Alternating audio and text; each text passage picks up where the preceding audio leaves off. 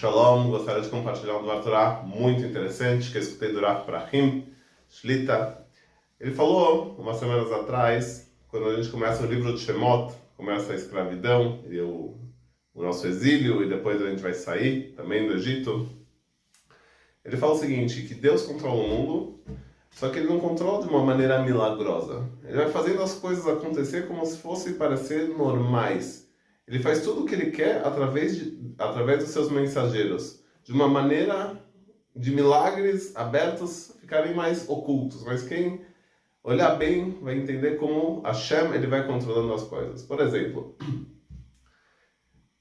Hashem falou para Moshe Rabbeinu no começo do livro de Shemot, segundo livro da Torá, que ele tinha que ir para Egito, salvar o povo, toda aquela conversa que ele teve lá na sarça ardente que nos queimava.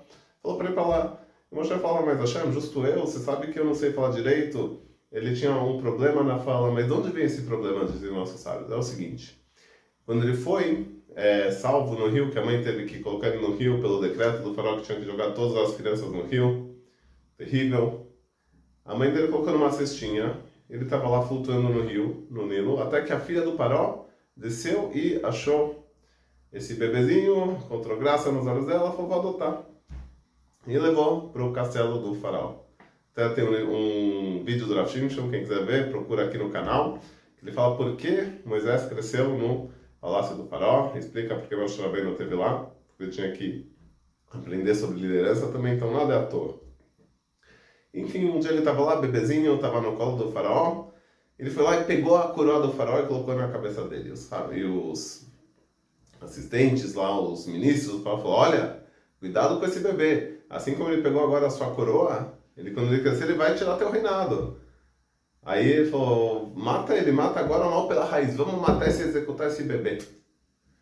Aí apareceu Eliel Hanavi, o profeta, vestido de um dos ministros do rei. Falou, imagina, só uma criança, vamos fazer um teste. Traz uma bandeja, carvão, fervendo e joias do outro lado. O que ele quiser pegar, vai mostrar. Se ele quiser pegar as joias, realmente ele é perigoso. Mas se ele pegar carvão, você vê que era só uma brincadeira, pegou a coroa e tal, não tem nenhum problema. E o que ele foi fazer? Ele foi como qualquer criança, ver uma coisa brilhando. Ele vai uma coisa brilhando, não no carvão.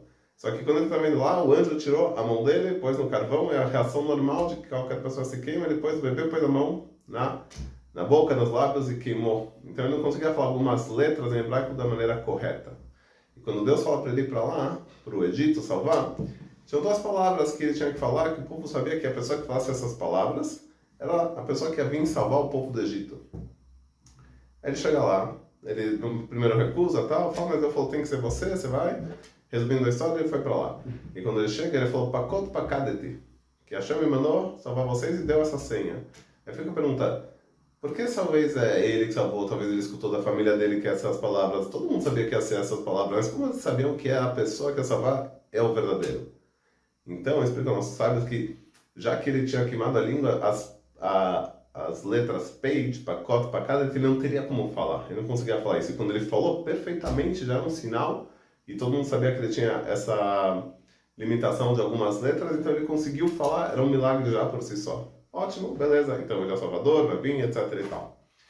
Chegou lá, passou um tempo, ele cresceu, e quando ele viu um egípcio querendo matar, batendo até a morte num Yodi, ele falou o nome explícito de Hashem, com esse nome ele matou o egípcio, enterrou ele lá na areia e fugiu. Aí o faraó queria que ele fosse preso, matassem ele e tal, etc. Conseguiram pegar ele, só que quando colocaram ele na forca, ele viu que fizeram um milagre, que o pescoço dele, quando derrubaram a forca, ficou que nem um mármore, não quebrou o pescoço. Aí ele conseguiu que era um sinal de Hashem, que era para ele fugir, ele conseguiu se desamarrar, milagrosamente, fugiu. E os guardas não conseguiram falar, porque Hashem fez também outro milagre para eles ficarem mudos, ninguém conseguiu ouvir que estava tendo uma fuga. Ótimo, fugiu para Midian. Quem estava em Midian? Itró. Itró, que no futuro vai ser seu sogro. Itró era uma pessoa que tinha já feito todos os tipos de idolatria no mundo. Ele foi procurando a verdade de religião em religião, até que ele não achou nada em uma religião. Ele falou, bom, então deve ser que existe uma verdade no mundo. Ele foi procurando até que ele chegou no judaísmo. Chegou no judaísmo, viu, testou, procurou, fez suas perguntas, viu que tinha resposta para tudo que ele queria. Falou, ótimo, vou me converter. Só que as filhas dele falaram, não se convertam. Por quê? se um dia vocês quiserem se casar com alguém, se vocês são judias, com quem vocês vão casar aqui? Não tem nenhum judeu nessa região midiana, o povo todo Israel estava sendo lá escravizado no Egito, não tem ninguém aqui na região para casar com vocês. Se bem que ele falou isso, o que aconteceu? Quando Moshe chega lá, em Midian, e ele ajuda as filhas de Tró, quando elas sempre eram zoadas pelos pastores, que elas eram as pastoras, não sei como falar em português, do rebanho do pai, elas ficavam sempre para o final para dar água para o rebanho. Então esse dia elas chegaram mais cedo. Aí o pai falou, como vocês chegaram mais cedo? Elas falaram, um Ish Mitzri, um egípcio salvou a gente. Egípcio? Na verdade era Moshe Rabbeinu que estava lá. Então o que aconteceu? Ele tinha fugido, como a gente escutou agora há pouco, para Midian, para fugir do Paró. Explicaram tudo mais, e beleza. E chegou lá, o Itró, quando escutou isso, depois, resumindo a história, ele deu a filha dele para Moshe Rabbeinu, para ele se casar com ela. Mas fica a pergunta, não é que ele tinha falado para as filhas não se converterem? Por que Tzipora, que virou a esposa de Moshe Rabbeinu, ela sim teve o mérito de se casar com Moshe Rabbeinu? Qual o mérito dela? Responde os nossos sábios que quando o pai falou para não se converterem, ele falou, olha, pai, já cheguei até a verdade, se eu estou aqui, agora até o final, eu vou me converter. Já que ela fez esse passo extra, confiou em Hashem que ia trazer a salvação dela, realmente trouxe. E Hashem não só trouxe a salvação dela, que mandou um Hatan, como se fala, um marido para ela, mandou um special aqui, mandou Moshe Rabbeinu lá de Mitzrayim.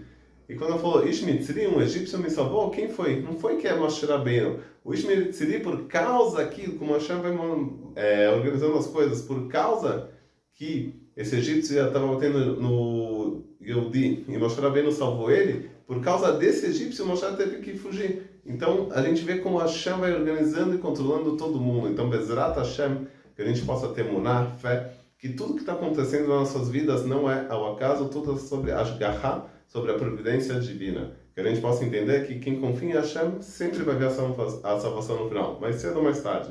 Shabbat Shalom e até a próxima.